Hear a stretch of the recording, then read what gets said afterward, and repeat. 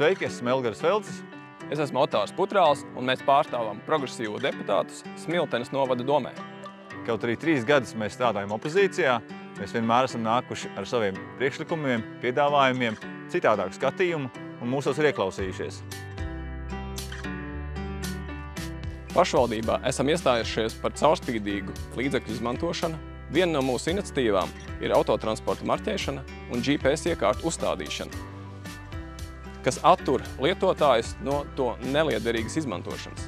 Tomēr neskatoties uz panākto, novadā šī gada grūtā budžeta situācija ļoti skaidri parādīja to, ka pašvaldība nav rīkojusies pietiekoši laicīgi, izlēmīgi, skaidri.